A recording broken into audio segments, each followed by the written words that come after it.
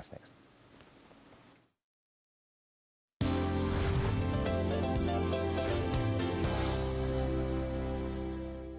While millions of people are beginning the new year with resolutions, only one man is starting 2011 predicting what this entire year will be like.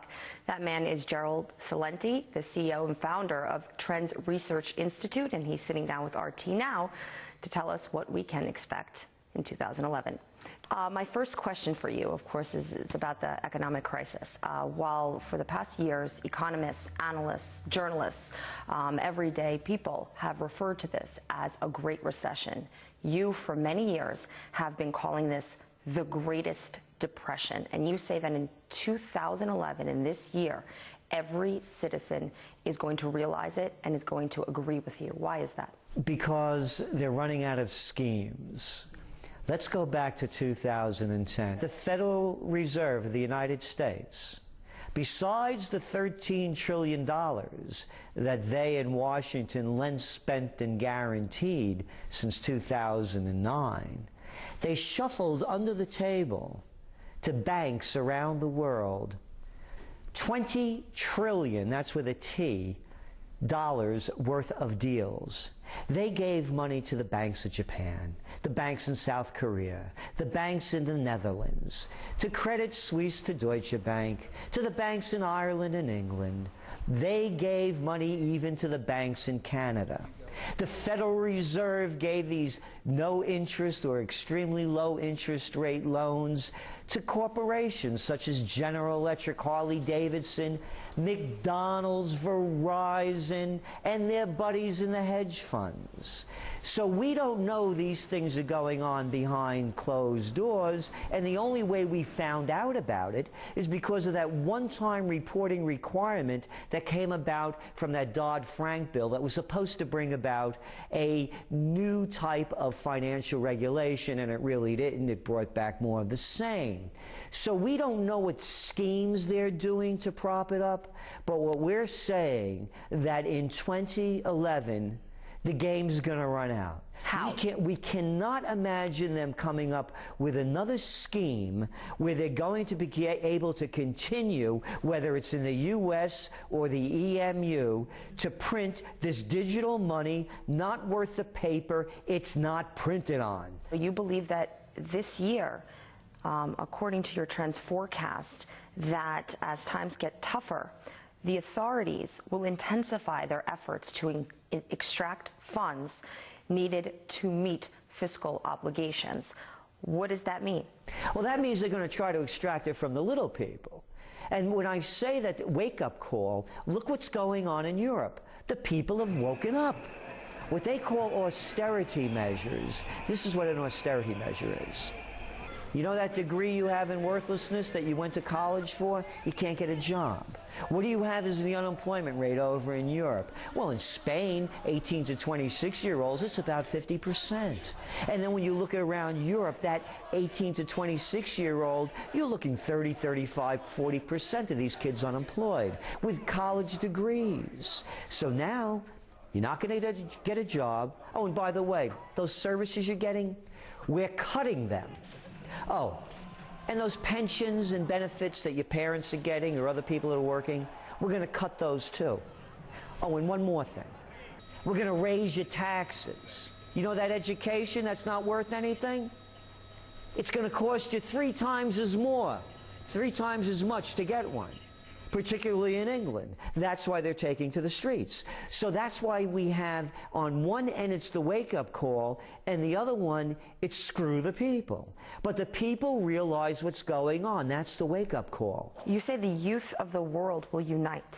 What do you mean by that? This is where the revolution's going to happen. The youth of the world have, and particularly in the United States, mountains of debt to climb and no way to get to the top. And they're seeing the too big to fails bailed out. They're seeing the gap between the rich and the poor, the widest in the United States of any of the industrialized nations. So now they have a cause because it's affecting them. So what we saw in England, again with off with their heads, what we saw in Italy with the students taking to the streets, you're going to see it in Spain, you're going to see it in Ireland, you already saw it in France. Figure it out. How about in the U.S.? The U.S., again, is going to be slower, but it's going to happen here at a different level.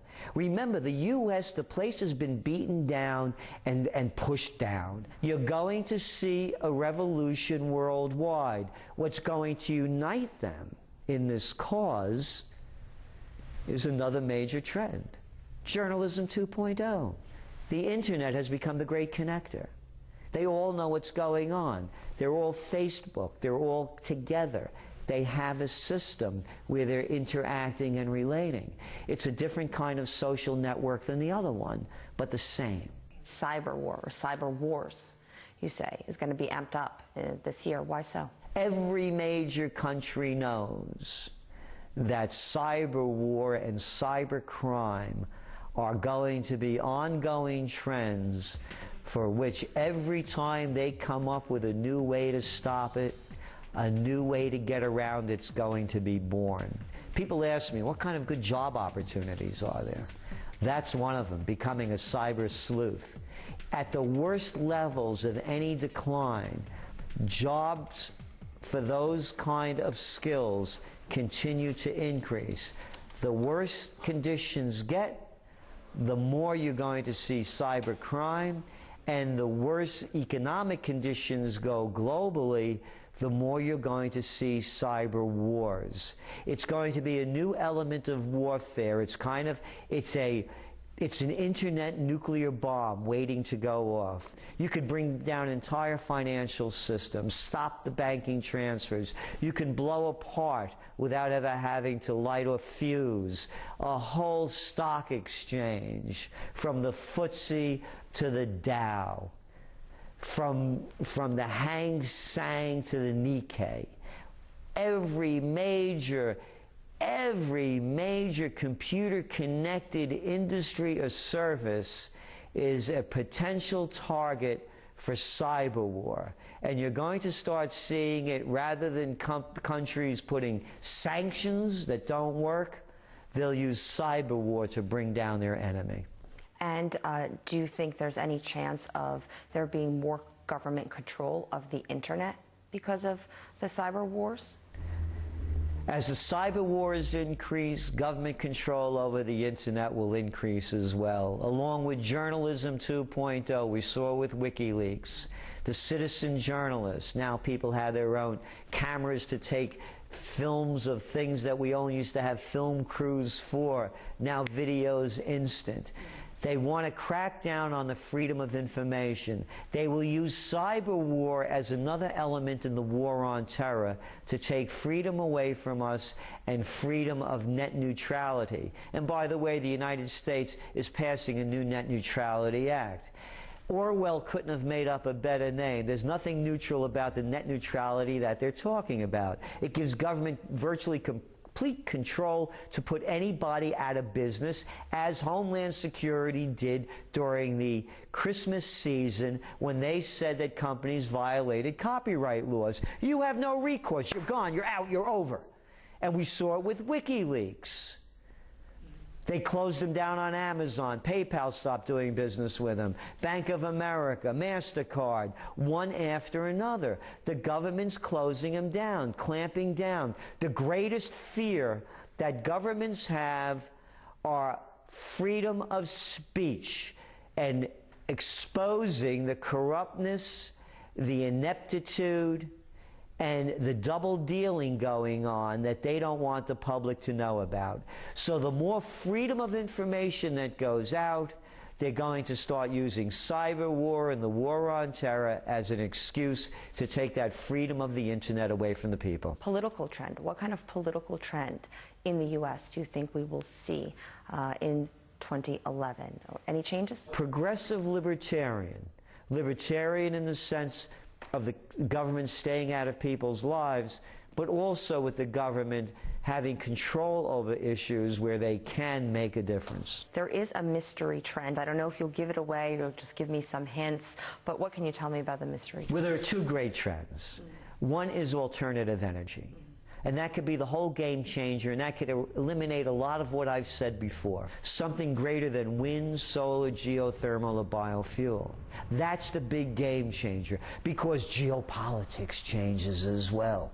Countries that rely on energy as their major export, that changes as well. Would the Americans be in Iraq if their major export was broccoli and they weren't sitting on the world's second largest oil reserves? The other mystery trend, as we say, know the hand that feeds you. You're going to start seeing a lot more recalls come up from tainted food. We're going to see more and more of the organic food movement, the buy local movement. It's going to be one of the biggest entrepreneurial opportunities. 25% of the population, we estimate, is now ready to put their money where their mouth is. It's a huge trend. There's going to be counter trends to try to stop it, but at the end we see it being one of the major trends, and also a whole different way of growing things, whether it's from roof gardens, and as we said before, people tearing up their lawns with grass that's useless, that you can't grow to eat or smoke. You're going to start seeing more and more kinds of vegetables and gardens being produced from it. Gerald Celente, thank you very much for taking the time to speak with RT at the start of this new year. Well, thank you.